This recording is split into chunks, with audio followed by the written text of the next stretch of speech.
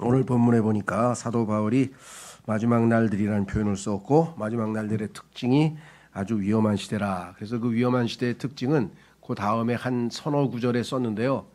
뭐 볼 것도 없이 지금 우리가 매일 목격하고 뉴스에서 매일 보는 내용입니다. 그래서 제가 아예 짧게 그 내용은 읽지도 않았어요. 너무 그죠? 예. 중요한 거는 첫 번째는 뭐냐면 자기 사랑입니다. 사람들이 자기를 사랑한다는 게 첫 모든 불행의 시작이에요. 하나님께서는 하나님을 사랑하라 그랬죠. 예. 하나님을 사랑해서 하나님이 주신 사랑으로 이웃을 사랑하라 그랬는데 자기를 사랑하고 있어요. 그러니 자기 사랑이 최애, 자기가 제일 중요하고 자기 자랑을 늘어놓는 것이 이 시대의 풍조가 됐죠. 요즘에 뭐 플렉스란 말을 쓴다는데 뭔 뜻인지도 잘 모르겠는데 하도 뭐 플렉스를 하니 많이 이런 얘기들을 하는 걸 보면서 마지막 때가 되었다. 마지막에는 하나님보다 쾌락을 더 사랑한다. 쾌락, 즐거움, 그렇죠? 하나님의 오른편에는 항상 즐거움이 있다 그랬는데 이런 숭고하고 순수한 영적 즐거움이 아니라 그냥 관능적이고 아주 유치하고 아주 뭐 이런 즐거움들이 지금 막 판을 치고 있습니다. 그리고 뭐 가수고 배우고 뭐 이런 사람들이 예전에는 자기의 작품이나 아니면 작품성에 아주 열심을 내서 뭔가 그래도 예술적 흉내를 좀 내려 그러더니 그게 아니라 전부 다 뭐 예능 프로그램에 출연해가지고 이름 알리기에 바쁘고 이게 도대체 장르 구분도 없고요. 이게 이 사람이 지금 배우야, 이 사람이 가수야, 이 사람이 코미디언이야, 막 이렇게 뒤집어. 하나님께서는 칼같이 나누십니다. 예, 거짓과 진리를 나누시는 분이시고 빛과 어둠을 나누시는 분이시고 장르도 정확하게 다 구분돼야 돼요. 퓨전 아닙니다. 하나님은 퓨전을 반대하십니다. 하나님께서는 항상 나누시는 분이에요. 예, 구분, 분리, 그렇죠? 하여간 이 세상의 트렌드, 풍조, 이 모든 것은 지금 마지막 때를 향해서 나가오고 있는 것은 분명합니다. 그래서 사도 바울이 유언이죠. 이 서신을 쓰고 사도 바울은 순교했는데요. 사도 바울이 죽기 전에 마지막으로 쓴 서신에서 이 사실을 강조하고 있는 거죠. 마지막 날들, 위험한 때 이렇게 강조하면서 그때를 맞이한 그리스도인이라면 자기가 누구인지 정체성을 확인하고 의식하고 그렇게 신앙생활을 해야 신앙생활에서 멀어지지 않는다. 이 얘기죠. 그래서 오늘 제가 앞부분에 이렇게 썼습니다. 사도 바울이 죽음을 앞두고 기록한 디모데후서에서 그는 믿는 자들이 자기 정체성을 잃지 않고 살아가야 아주 위험한 시대들을 이겨나갈 수 있음을 강조하고 있습니다. 우리는 누구인지 알고 살아야 제대로 살 수 있습니다. 이 땅에 있는 모든 인간들이 자기가 누구인지도 모르고 살아가면 이건 정말 안타깝죠. 이 땅에 있는 사람들은 둘 중에 하나입니다. 자기 스스로를 생각을 하든 안 하든 하나님께서는 자기 스스로를 진화의 산물이라고 생각하는 사람과 하나님의 창조물이라고 생각하는 사람하고 둘로 쫙 나눠지는 거예요. 그러니까 하나님의 창조물이라는 사실을 인식하지 못하고 사는 사람들은 하나님과는 아무런 상관이 없는 사람입니다. 그래서 성경에서 그러한 사람들을 하나님도 없고 소망도 없다 이렇게 성경에서 말씀하시죠. 그런 사람들이 너무 많아요. 그 생각만 하면 나는 기쁘죠. 하나님도 있고 소망도 있으니까. 그런데 그거 없는 사람들이 내 주변에 너무나 많어. 내가 아는 사람서부터 시작해서.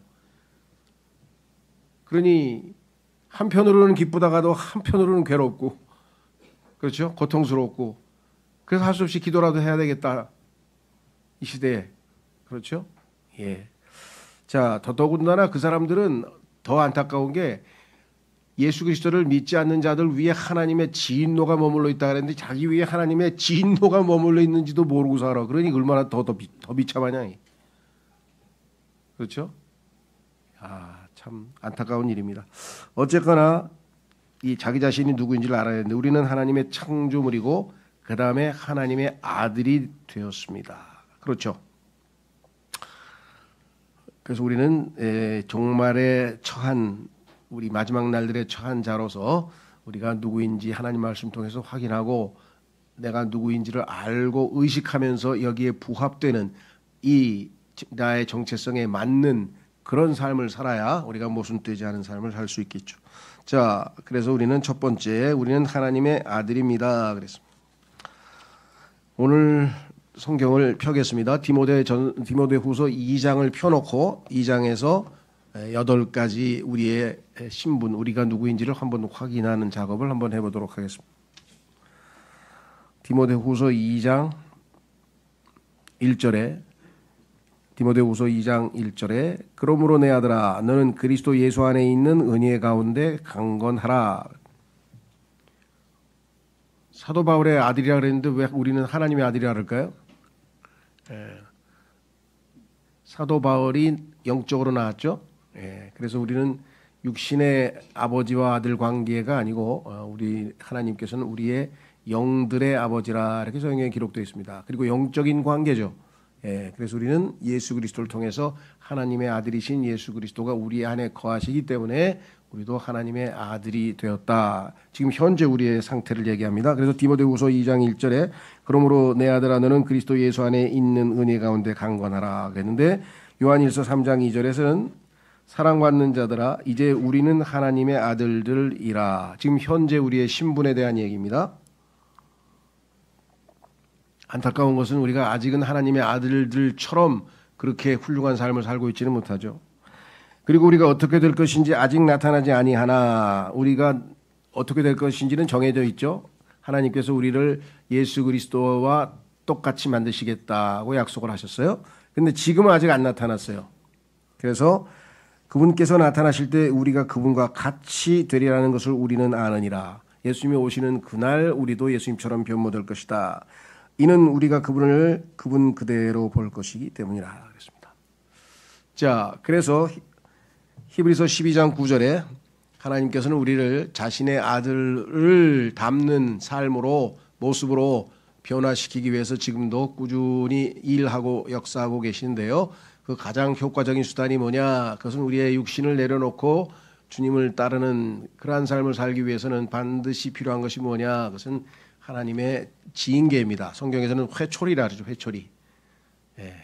그것은 우리가 소위 얘기하는 사랑의 매에 해당되겠죠. 히브리서 12장 9절에 더욱이 우리에게 우리를 바로잡았던 우리 육신의 아버지들이 있었으며 우리가 그들을 경외하였거든 하물며 영들의 아버지께는 우리가 더욱 복종하여 살아야 하지 않겠느냐. 우리가 일상 생활에서 또 세상에서도 우리가 교육받기를 뭐 요즘은 그런 게 다 사라져버렸는지 모르겠습니다만 그래도 형식적으로 남아있죠. 아직도 뭐 효보상도 있고 뭐 효녀상도 있고 하여간 그래서 부모님을 공경하는 것 효도라고 하는 것이 아직은 미덕으로 남아있지. 효도 그깟게 뭐야 뭐 속으로는 그렇게 생각해도 함부로 그렇게 얘기는 안 하겠죠. 아직까지는 이제 그런 때가 오기는 올 겁니다. 그런데 그 육신의 아버지들이 우리에게 때로는 야단도 치고 회초리도 때리고 했을 때 우리가 경외하였다면 영들의 아버지께서 우리에게 징계를 내리고 때로는 훈련을 시키고 여러 가지 형태로 고난을 통해서 우리를 변화시키려고 하신다면 더더욱 그렇죠. 육신의 아버지보다는 영들의 아버지께 더욱 복종하여 살아야 하지 않겠느냐 이렇게 성경에 분명하게 말씀을 했습니다. 그래서 성경에 보니까 하나님께서 우리가 비록 하나님의 아들들이긴 하지만 아들처럼 대우하지 않으실 때도 있어요. 그러면 언제 하나님께서 우리를 아들처럼 대하느냐 그랬더니 징계를 잘 견디어내면 징계를 잘 견디어내서 예수님처럼 점점 변화되어 가면 우리를 이제 아들로서 아들의 신분은 가지고 있지만 아들처럼 대해줄 수가 없죠. 그렇죠? 그러다가 점점 변화되는 모습을 보고 징계를 잘 인내, 견디어내면 그런 사람들은 하나님께서 아들로서 대우해 주시겠다. 이렇게 히브리서의 12장에 약속을 했습니다. 자, 그래서 우리는 신분에 걸맞는 삶을 살아야 되는데 문제는 아까 우리 유영정님 기도했듯이 우리의 육체 안에 죄가 거하고 있어서 아직도 우리를 지배하려고 들기 때문에 모든 문제는 우리의 육체입니다. 오늘 오후 성경 공부 시간에도 주제가 육체예요. 하나님께서 인간을 보더니 너도 육체가 되고 말았구나. 다 육체 덩어리예요. 그래가지고 그냥 모든 사람들이 막 왜 요즘은 그냥 그렇게 이 육체를 숭배하는지 그냥 벌써 난 길거리 가다가 그 뭐예요 피트니스 그 신청하라고 막 몇 장을 받았는지 몰라. 이 동네도 막 우리 옆에도 건물에도 하나 생겼죠. 3층이 뭐 뭐 PT 필라테스인지 뭔지 뭐 해가지고 지금 전부 다 하여간 육체 어떻게든지 하여간 해보려고 그러는 거예요. 그리고 그냥 배우들은 그냥 그 예능에 나오기만 하면 그냥 이게 우통 벗고 막 이제 복근 뭐 식스팩 뭐 무슨 초콜릿 막 이러면서 막 이게 성경에서는 뻘거벗는 거나 하나님 앞에 극도로 수치스러운 일이에요. 하나님께서는 가리우라 그랬어요. 그래서 옷 입으라 그랬어요. 짐승입니까 우리가 옷을 벗게? 가리우기 위해서 옷을 주셨다니까요. 가리우기 위해서. 예, 뭐 남자들도 해당되겠지만 자매님들이 그걸 잘 생각하셔야 돼요. 요즘은 옷의 존재 목적이 가리우는 거야. 커버링이야, 커버링. 덮는 건데 이거를 뭘 노출시키려고 옷을 입으면 어떻게 되는 거예요? 그것처럼 모순된 삶을 사는 게 없는 거죠. 어쨌거나 중요한 거는 뭐냐? 우리는 하나님의 아들답게 사는 그것이 우리의 삶에 초점을 맞춰. 예수님을 닮아가는 거고 예수님처럼 되고 그렇죠? 예. 자, 그래서 예수님께서 특별 교육을 시켜주신다 그랬잖아요. 나는 마음이 겸허하고 온유하고 겸허하니 내게 와서 배우라. 예수님께 가서 배우지 않고는 예수님처럼 될 수 있는 사람은 없어요. 예. 거기에 필수 과목 5가지도 지난 우리만에 공부했잖아요. 그렇죠? 예. 예수님이 가르쳐 주시는 5가지 과목에 대해서도 우리가 성경을 통해서 확인해 보았습니다. 자, 그래서 첫 번째 충분히 우리가 검토했으니까 두 번째. 그러면 하나님께서 하나님의 아들로 삼은 자들을 어떤 신분을 부여하셨는가? 두 번째는 군인이라 그랬어요. 군인. 예? 내가 군인? 예. 아무리 오합지졸이라도 하여간 군인은 군인이에요. 자, 성경에 말씀하시기를 디모데후서 2장 3절에 그러므로 너는 예수 그리스도의 훌륭한 군인으로서 어려움을 견뎌내라. Good soldier, good soldier. 훌륭한 좋은 군인. 이 좋은 얘기는 마음 착한 군인이라는 뜻이 아니고 아주 군인으로서의 모든 자질을 갖춘 훌륭한 군인이라 이렇게 성경에서 말씀을 하셨죠. 뭐 여담입니다만은 제일 이해가 안 가는 게 도대체 군인들 장교들 월급을 왜 이렇게 조금 주는 겁니까?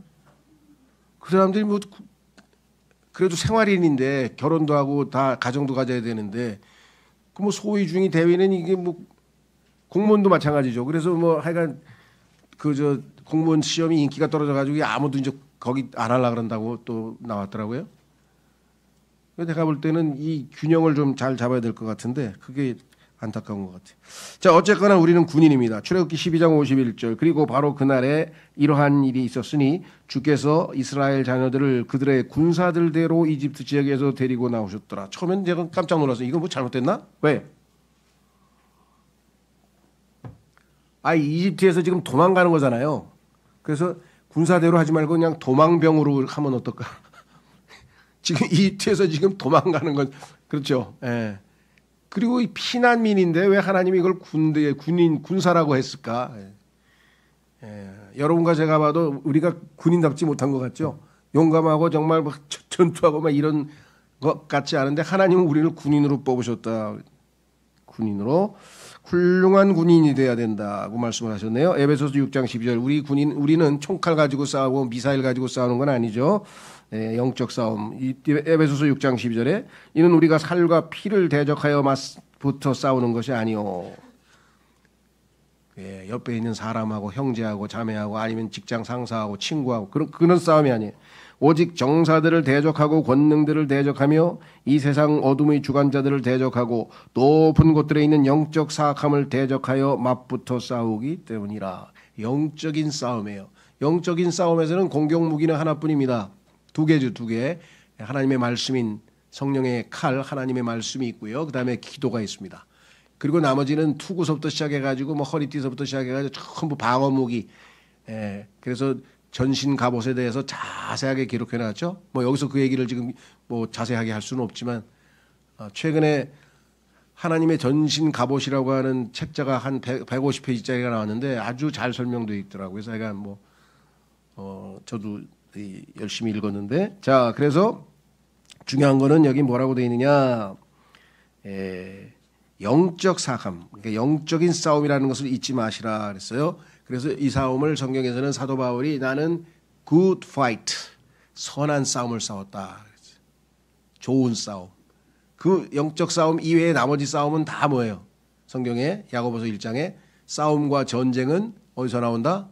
욕심으로부터 나온다. 인간의 욕심으로부터 전쟁 원인이 뭐예요? 인간의 욕심으로부터 나오는 것이고 싸움은 왜 싸워요? 욕심으로부터 나온다고 성경에 써 있습니다. 그래서 싸우려면은 good fight, good soldier, 좋은 군인으로서 좋은 싸움, 선한 싸움을 싸우시는 여러분과 제가 되기를 바랍니다. 세 번째는 우리는 파이터라는데 이게 파이터란 말 용어가 적절하지 않아서 이렇게 썼는데요. 디모데후서 2장 5절에 보면 그런즉 우리 어떤 사람이 이와 마찬가지로 승리들을 위하여 분투할지라도 목표를 승리를 위해서 운동선수가 됐던 하여간 뭐 격투기 선수가 됐던 그 격투기도 운동이죠.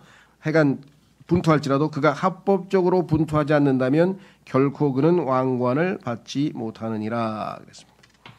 목표를 삼고 우리가 이 분투하는데 중요한 거는 규칙을 지켜야 된다는 것이죠. 파울을 한다든가 부정한 방법을 사용하면은 그건 나중에 결과가 아무리 좋아도 소용이 없다는 것. 고린도전서 9장 25절 이 올림픽 운동 선수들에 비유해 보시면 좋을 것 같아요. 그렇죠? 얼마나 애를 씁니까? 그 역도 선수들이 하는 거 보니까 그렇게 무거운 거를 들어 올렸는데 조금 자세가 삐뚤어져 가지고 뭐 팔이 좀 흔들린다고 다 실격을 해버리더라고요. 그 참. 그래도 마지막까지 끝까지 그렇게 막 들고 이렇게 했으면 그게 아니고, 예, 그 자세가 있어서 하다가 뭐 팔이 좀 이렇게 흔들린 거나 아니면 뭐 이 팔이 완전히 안 펴져서 뭐 어떻게 된다든가 하면 그 까다롭더라고요. 심판들이 해서 3명인가가 2명이 이렇게 합격을 줘야지 되지 아니면 그 실격이 돼 버리더라고요. 그 실격 처리되는 사람들이 의외로 많더라고요. 다른 경기보다도 역도 특히. 자, 그래서 여기 나와 있는 것 뭐라고 돼 있습니까? 고린도후서 9장 25절. 그런즉 우승을 위하여 분투하는 모든 사람마다 모든 것에서 절제하느니라. 이번에 뭐 메달 따신 분들 뭐 다른 분들도 마찬가지겠지만 하여 특히 메달 따신 분들의 그 올림픽 하나를 위해서 얼마나 많은 절제된 생활을 했겠어요. 그렇죠? 특히 자녀가 있는 애기 엄마도 집에도 못 가고 훈련소에서 그 계속 하여간 훈련하고 그다음에 저녁 식사하고 또 개인 훈련한다고 밤에도 막 그냥 밤늦게까지 뭐 밧줄 타고 올라가는 뭐 그런 사람들도 있고 별의별 사람 다 있잖아요. 그러니까 누가 얼마만큼 절제했느냐에 따라서 성과가 달라지겠죠. 이제 그들은 썩을 수 있는 왕관을 얻어내기 위해 그것을 행하나. 뭐 금메달도 따고 뭐도 따고 여러 가지 좋은 거 많이 탔지만 그거 다 썩는다는 거죠. 우리는 썩을 수 없는 왕관을 얻어내기 위해 하느니라. 그러나 하나님께서 우리에게 예수 그리스도께서 우리에게 주시겠다고 약속하신 그 왕관은 썩지 않는 썩을 수 없는 그런 왕관을 주신다고 했으니까 우리가 훨씬 더 열심히 분투해야 되는 거 아니겠냐. 분투. 그렇죠? 열심을 낸다. 뭐 그렇게 표현할 수가 있겠죠. 자, 그래서 10절에 디모데전서 6장 12절에 이렇게 썼습니다. 믿음의 훌륭한 싸움을 싸우라. 영생을 붙잡으라. 그것으로 너도 부르심을 받았으며 많은 증인들 앞에서 선한 고백으로 고백하였느니라.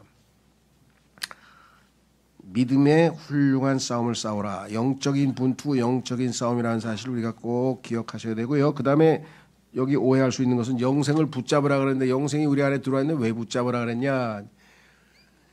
영원한 생명은 우리가 생각하는 것처럼 단순히 그 죽지 않는 생명, 소위 말하면 끝이 없는 지속되는, 우리가 보통 영원하면은 중간에 중단되지 않고 지속돼서 영원히 지속된다고 해서 시간적 개념으로 생각을 하는데 성경에서는 영원한 생명 말고 또 영존하는 생명이 있어요. everlasting. 그 시간적 개념도 없는 건 아니에요. 그러나 영원한이라는 것은 하나님의 생명의 속성에 관한 거기 때문에 이때 영원한 생명은 예수 그리스도의 생명 속에 들어가 있는 여러 가지 예수님의 성품들 그러한 것들이 발현돼야 된다. 그렇죠? 어떤 생명은 속성을 가지고 있어요. 개 생명은 아주 용감하고 막 도둑이 오면 물고 뭐 주인을 지키고 뭐 이런 것이 있고 그렇죠? 고양이는 쥐를 잡고 아니면 뭐 이런 등등이 있듯이 예수 그리스도의 생명은 예수 그리스도의 성품을 표현하는 그러한 생명이기 때문에 그러한 영원한 생명이 우리 안에 들어와 있으면 뭐하냐 이게. 그 예수 그리스도께서 우리 안에서 점점 형성되어져서 예수님이 나타나고 표현이 될 거 아니에요. 그렇죠?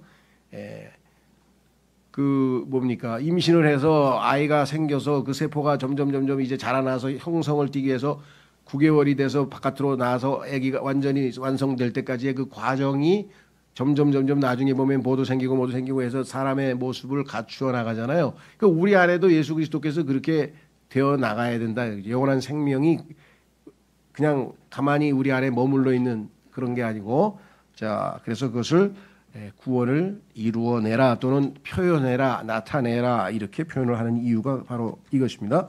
자, 그래서 우리는 이제 파이터, 분투하는, 열심을 해서 달려가는 또 운동선수처럼, 자, 네 번째는 우리는 농부라 그랬습니다. 2장 6절에 보니까요. 디모데 후서 2장 6절, 수고하는 농부가 먼저 그 열매들의 동참자가 되어야만 하느니라.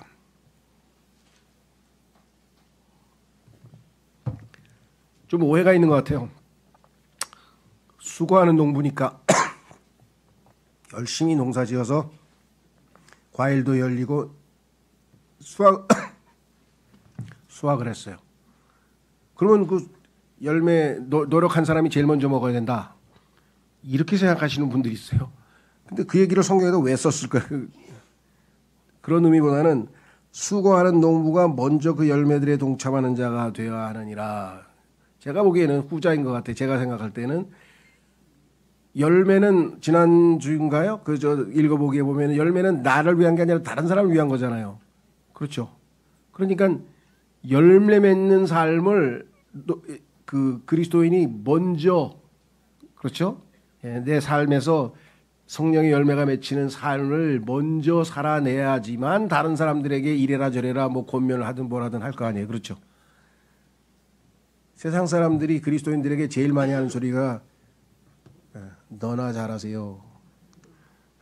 하나님은 사랑이십니다. 여러분을 사랑하십니다. 무슨 전도하려고 그러면 너나 잘하세요. 그러니까 실천이 동반되지 않은 신앙생활에 그 사람들이 얼마나 격하게 아주 우리를 비웃는지 뭐 한두 번 당해보지. 전도지 나눠줬더니 아저씨 힘 있으면 고아원 가서 애들 발이나 시켜 그러더라고 나보고. 그래서 내가 그것도 해야죠. 근데 이것도 중요하니까 참 그렇게 아주 뭐 그냥 대놓고 그러신 분서부터 별의별 사람들이 다 있어요. 우리가 성령의 열매를 통해서 참 삶의 사랑과 뭐 믿음과 대단하다. 이게 뭘 봐야 될 거 아니겠습니까? 자, 그래서 고린도전서 3장 5절서부터 9절까지 보시면 이렇게 써 있습니다. 그렇다면 바울은 누구고 아폴로는 누구냐? 사역자들일 뿐이니 주께서 각인에게 주신 그대로 너희가 그들을 통하여 믿었느니라. 나는 심었으며 아폴로는 물을 주었으나 오직 하나님만이 성장하게 하셨도다. 그렇기에 심는 자는 아무것도 아니요 물을 준 자도 아무것도 아니요 오직 성장하게 하시는 하나님만이 모든 것이라. 이제 심는 자와 물 주는 자는 하나니라. 그런즉 모든 사람은 저마다 자기 자신의 수고에 따라 자기 자신의 보상을 받을 것이라. 하나님 그리스도의 심판석 앞에 가서 우리가 받을 그러한 상급에 대한 이야기죠. 이런 우리가 하나님과 함께 수고하는 자들이기 때문이라. 너희는 하나님의 농작지요 너희는 하나님의 건축물이로다 그랬습니다. 자, 그래서 우리는 여기서 우리도 이 심는 자고 물 주는 자고 이게 다 농사 짓는 그런 농부에 속해 있다. 죄송합니다. 시편 126편에 보면은 우리가 농부로서 해야 될 일 중에 제일 중요한 게 씨를 뿌리는 것이었죠. 그래서 우리 시편 126편 5절 6절에 말씀하시기를 이렇게 썼습니다. 눈물들을 흘리며 씨를 뿌리는 자들은 즐거움으로 거두리로다. 귀한 씨를 가지고 나가면서 우는 자는 반드시 크게 기뻐하며 자신의 단들을 가지고 돌아오리로다. 저희도 지금 이 거리설교팀에 속하신 분들은 아주 부지런히 열심히, 또 물론 그 거리설교 팀에는 속하지 않더라도 개인적으로 삶 속에서 하나님 말씀을 많이 뿌리고 계시겠죠. 자, 죄송합니다. 그래서 우리는 농부라고 하는 신분을 잊지 말라 씨앗을 뿌리는 자들이라 이런 것, 또 물을 주고 심는 자들이라는 것 잊지 마시고요. 다섯 번째, 그러면 그리스도인인 우리는 누구인가? 우리는 택함을 받은 사람이라. 디모데후서 2장 10절에 그러므로 내가 택함 받은 자들을 위하여 모든 것을 견디나니 그들도 영존하는 영광과 함께 그리스도 예수 안에 있는 구원을 획득하게 하려 함이라. 구원만 획득하는 것이 아니라 영존하는 영광과 함께 획득한다 그랬잖아요. 그렇죠? 자, 뿐만 아니라 그 성경 두 군데에서 우리가 택함 받은 자들이라는 신분을 이렇게 얘기합니다. 로마서 8장 33절에 하나님께 택함 받은 자들을 누가 어떤 것으로 혐의를 씌우리요? 정당함을 입증하시는 분은 하나님이시로다. 데살로니가전서 1장 4절에 사랑받은 형제들아 하나님께서 너희를 택하신 것을 우리가 알고 있느니라. 그러면서 그 택하신 증거가 뭐냐 그랬더니 믿음의 행위와 사랑의 수고와 소망의 인내가 너희에게 있지 않느냐. 증거를 보았다 이렇게 얘기를 했습니다. 일반적으로 뭐 우리나라뿐만 아니라 전 세계적으로 오해하고 있는 것 중에 하나가 이 칼빈주의에서 택함 받는 것과 구원을 연관시켰는데 성경에서는 택함 받는 것과 구원은 아무 상관없습니다. 택함 받은 것은 미니스트리 하나님의 일을 하기 위하여서 택함 받았다는 뜻이고 사도 바울도 그랬죠. 자기가 뭐예요? 하나님의 복음을 위하여 사도로 구분되어졌다 이렇게 얘기했잖아요. 그죠? 택함 받았다고 하는 것은 구원받은 사람을 하나님께서 막 택해 놓는 거 아니에요. 성경에서는 구원과 택함과는 직접적인 연관이 없다는 사실을 오해하지 마시고요. 성경의 조건은 하나뿐입니다. 모든 사람에게 하나님의 은혜가 나타나서 그 가운데 하나님의 은혜이신 예수님을 믿음으로 영접하는 사람들에게는 하나님이 구원을 주신다는 거지 다른 조건은 없습니다. 자, 그래서 우리는 이 택함 받다는 교리에 대해서는 또 우리가 따지자 보면은 굉장히 복잡해요. 여러 가지 형태로 설명해야 되는데 성경적인 근거로 치면은 하나님께서 미리 아심에 따라 택함 받았다. 이것만 기억하시면 돼요. 무작위로 랜덤 그냥 하나님께서 너 이렇게 탁 그렇게 아니고 하나님은 각자의 모든 것을 미리 모든 걸 알고 계시기 때문에 그렇죠? 미리 아심, foreknowledge 하나님의 미리 아심이 전제되지 않은 택함은 의미가 없다는 것 기억을 하시면 좋을 것 같습니다. 자, 그 다음에 여섯 번째 우리는 일꾼입니다. 행위. 복음주의에 속한 사람들도 복음을 알고 뭐 복음을 전하고 복음을 믿고 예수님 믿었다 구원받았다 하는 사람들이 제일 이 꺼려하는 단어가 행위인 것 같아요. 행위 아니야. 믿음이야. 은혜야. 무슨 행위는 행위. 근데 행위의 절반만 알아서 그랬대요. 성경에서 얘기하는 율법의 행위와 구원과는 아무 상관이 없습니다. 율법의 행위로 구원 얻을 육체는 없다고 했습니다.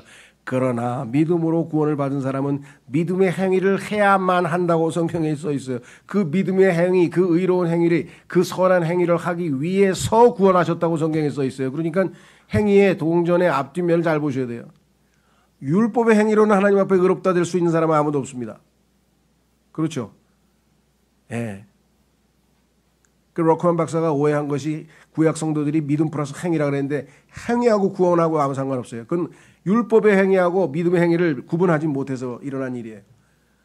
그러나 구원받은 사람은 하나님께서 우리에게 주신 선물하신 믿음을 우리에게 선물로 주셨는데 그 믿음의 특질이 뭐냐 한번 이거 찾아보겠습니다. 아주 중요한 일이기 때문에 갈라디아서 5장 6절 여기 있네요. 앞에 띄워주시면 좋을 것 같습니다. 우선 에베소서 2장 10절부터 먼저 보겠습니다. 제가 설명은 했지만 성경 구절로 확인하는 게 더 좋으시겠죠? 예. 예전에 어떤 분이 진심여교의 설교를 들으면 똑같은 얘기가 반복이 많이 됩니다. 그래서 그게 뭔데요? 그랬더니 확인해 보겠습니다. 밤낮 뭐라고 해놓고 확인해 보겠습니다 하고 성경으로 확인을 시켜드렸더니 그게 아주 마음에 든대. 확인해 보겠습니다. 성경을 확인을 해야죠 우리도. 자, 에베소서 2장 10절에 이는 우리가 그리스도 예수 안에서 선한 행위들을 위하여 창조된 율법의 행위가 아닙니다. 율법의 행위가 아니고 선한 행위들. 율법의 행위는 우리의 육신의 노력으로 선한 행위를 하려고 하는 것이고 선한 행위는 성령께서 우리 안에서 일하신다. 하나님께서 우리를 통해서 일하시는 것을 선한 행위라고 합니다. 창조된 그분의 작품이기 때문이라 그 행위들은 하나님께서 우리가 그것들 가운데 살아가도록 미리 정하신 것이로. 그러니까 예수님 믿고 나서 선한 행위를 안 하면 행위가 없으면은 그건 뭐라 그랬어요? 성경 야고보서에서 죽은 믿음이라 그랬잖아요. 행위를 보여줘야 될 거 아니에요. 믿음을 어떻게 보여줘요? 믿음을 안 보이는 건데. 근데 어떤 사람이 너 믿음 있다면서, 너 예수님 믿었다면서, 너 하나님이 믿음 선물로 주셨다면서, 믿었다면서, 그럼 예수님 믿지. 난 물론이지. 그거 좀 보여줘봐. 그거 어떻게 보여줘? 내 마음속에 있는데, 마음으로 믿는 건데. 그래서 그 보여주는 방법을 하나님께서 써놓으셨어요. 야고보서에 뭐 의로운 행위로, 선한 행위로. 행위는 보여줄 수 있잖아요. 그래서 행위로 너의 믿음을 보여주라. 이게 야고보서 2장의 주제예요. 이해가 되시겠어요? 예. 자, 그래서 여기에 뭐라고 얘기를 했는가? 이는 우리가 그리스도 죄송합니다. 갈라디아서 5장 6절에 이는 예수 그리스도 안에는 할례든 무할례든 어떤 것도 효력이 없으며 오직 여기 나와 있네. 사랑으로 역사하는 믿음뿐이기 때문이라. 여기서 역사한다는 말이 영어로 work, 일이에요. 일. 우리는 한문으로 썼을 뿐이에요. 일하다, 역사하다. 믿음은 일하는 믿음이에요. 역동적인 믿음이에요. 예수님이 우리에게 주신 믿음은 차분한 믿음이 아니에요. 역동적인 믿음이에요. 그게 봉사로 나타나든 그게 전도로 나타나든 그게 뭐로 나타나든 남을 위해서 섬기는 것으로 뭐로 나타나든 간에 그리스도인은 일한다. 그렇죠? 네. 자, 그래서 우리는 일꾼으로 하나님이 뽑으셨다라고 성경에 말씀 나와 있습니다. 자, 그 다음에 일곱 번째 우리의 신분은 뭐냐? 우리의 정체성은 뭐냐? 그릇이에요. 그릇. 자, 하나님께서 사용하시는 그릇. 로마서에 보면은 도구라고 하는 말도 나옵니다. 도구. 하나님께서 우리를 사용하시는 도구. 인스트루먼트란 말이 나오긴 나오는데 도구보다는 그릇이 더 좋은 것 같아요. 도구는 그냥 사용만 하고 버리면 끝이잖아. 근데 그릇은 그 안에 담고 다니잖아. 예수 그리스도를. 그렇죠? 거룩한 빛 대신 예수님을 우리 안에 질그릇 안에 담고 다니는 그릇.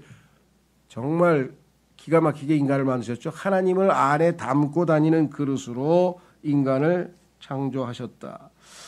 그래서 디모데후서 2장 21절에 보면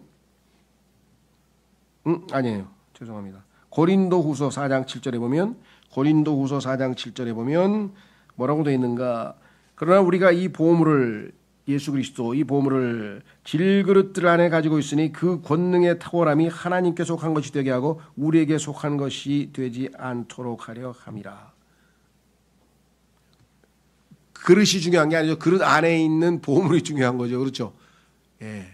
그래서 마태복음 5장에서도 뭐라 그랬습니까? 예. 너희 빛을 그렇죠? 비추도록 허락하여 직역을 하면 왜? 빛은 예수님이잖아요. 그래 내가 내 자신을 부인하고 예수님께서 표현되도록 예수님께 권리를 드려야 예수님이 바깥으로 표현되실 거 아니에요. 그렇죠? 그러니까 빛은 예수님이세요. 그런데 빛 대신 예수님이 우리 안에 들어와 있기 때문에 예수님께서 너희는 세상의 빛이라. 세상의 빛은 예수님이지. 근데 예수님이 우리 안에 들어와 있으니까 우리가 세상의 빛이지. 우리 자신이 무슨 발광체입니까? 빛을 낼 수 있습니까?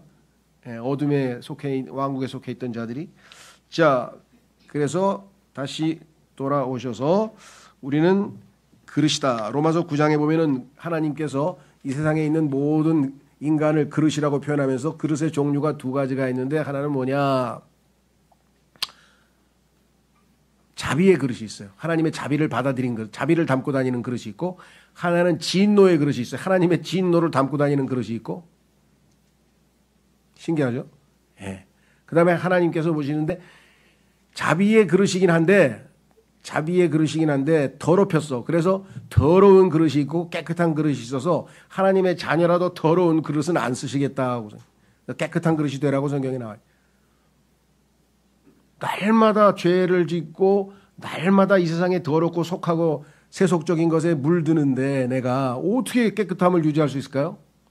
죄를 지으면 즉시로 자백해서 예수님의 피로 씻으면 되는 것이고 이 세상에 속된 문화에 젖어서 막 이 세속적이 되어버렸다고 한다면은 그 더럽혀진 것은 말씀의 물로 씻어서 깨끗하게 씻으면 되고 매일 적용하면 되잖아요. 그럼 매일 깨끗하게 하나님 앞에 쓰임받을 수 있는 그릇이 될 수 있겠죠.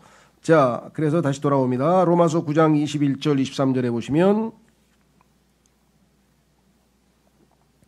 토기장이가 동일한 덩어리의 진흙으로 그릇 하나를 만들어 영예에 이르게 하고 또 다른 그릇을 만들어 불명예에 이르게 할 권한이 없느냐. 하나님의 주권이죠. 만일 하나님께서 자신의 진노를 보이려는 의사가 있으시고 또 자신의 권능을 알려주게 하려는 의사가 있으셔서 멸망에 적합한 진노의 그릇들을 심히 오래 참으심으로 인내하시며, 진노의 그릇이 있어요. 반면에 23절, 그분께서 친히 영광에 이르도록 미리 예비하신 자비의 그릇들 위에 자신의 영광의 부요함을 알려지게 한다고 하셨다면 어찌하겠느냐. 하나님께서 그렇게 모든 계획을 질서 정연하게 세우셔서 진행하는데 뭐 잘못된 거 있냐 하고 이렇게 반문하고 있는 내용이죠. 그래서 우리는 원래 진노의 그릇이었다가 지금 우리는 자비의 그릇이 된 것입니다. 우리는 빛 대신 하나님, 우리의 보물이신 예수 그리스도를 담고 다니는 그릇이다. 자, 여기다가 찾지는 않았습니다. 이게 성경 구절을 너무 많이 하면 시간이 많이 걸리기 때문에 디모데 후서에 보면은 하나님께서는 귀한 그릇, 그다음에 뭐 천한 그릇, 그게 아니고 깨끗한 그릇이냐 더러운 그릇이냐의 기준으로 하나님이 쓰시느냐 안 쓰시느냐가 결정된다고 기록되어져 있습니다. 자, 그다음에 마지막으로 우리는 종입니다. 종.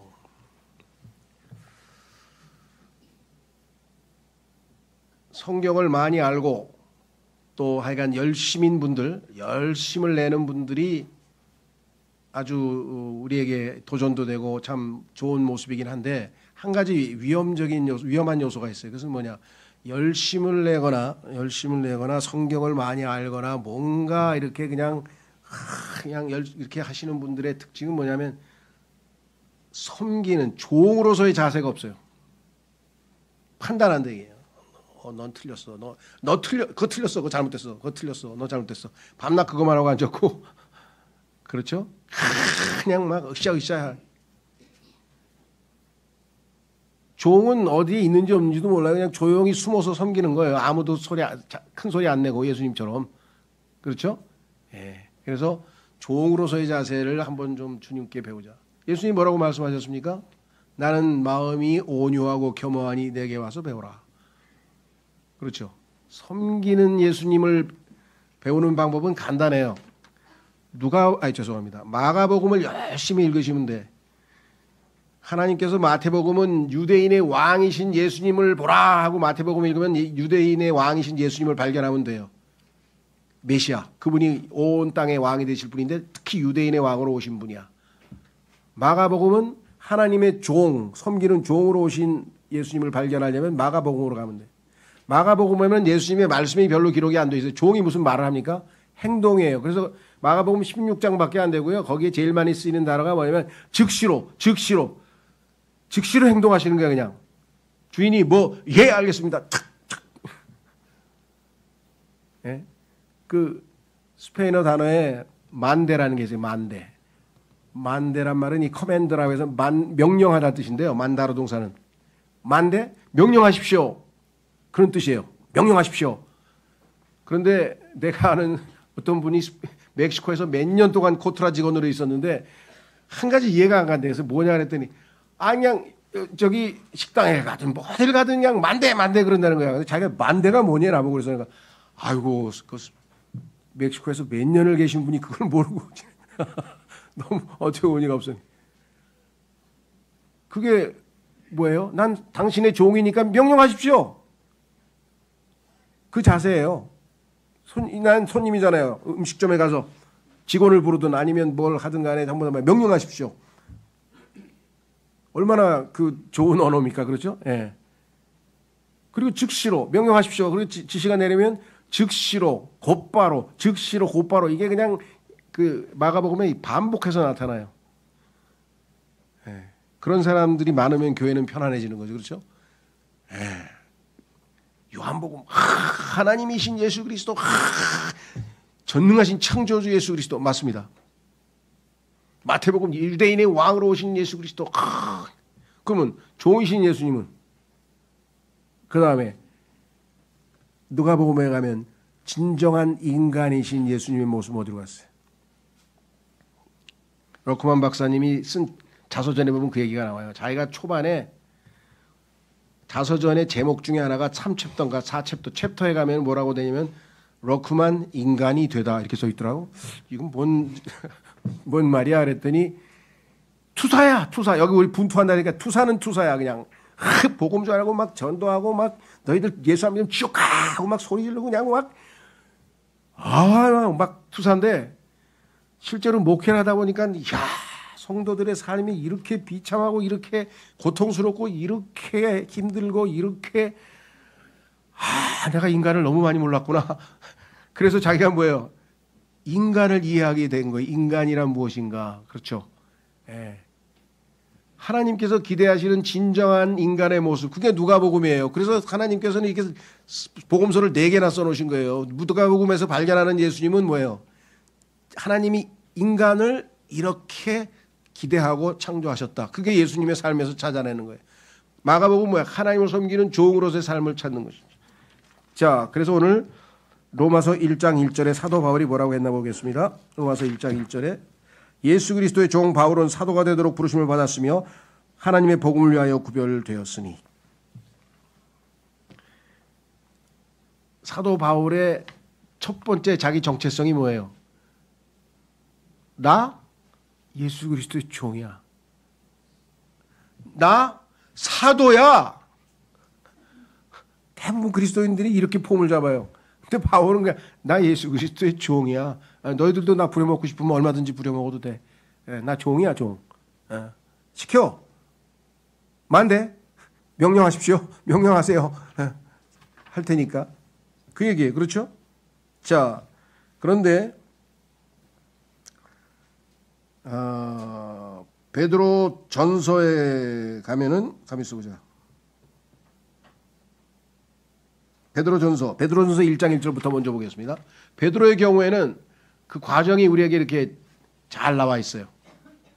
베드로전서 1장 1절에 보면 예수 그리스도의 사도인 베드로는 폰투스, 갈라디아, 카파도키아와 아시아와 비두니아의 도처에 흩어져 있는 타국인들에게 편지하노니 잘 듣거라. 나 사도야. 그리고 폼 잡고 한참 했는데 이게 자기도 그냥 실패하고 뭐 한심스럽게 사는 거예요. 자기도. 그래서 나중에 뭐예요? 이게 아니구나.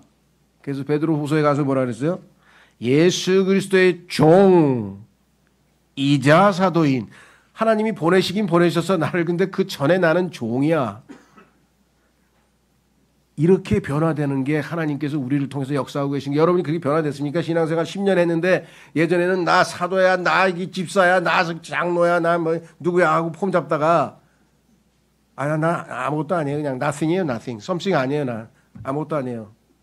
그 뭔가 된다고 갈라디아서 6장 했었잖아요. nothing. 아무것도 아닌 자가 something. 뭔가 된다고 하는, 거기서부터 모든 문제가 발생하는 거예요. 교회에서는.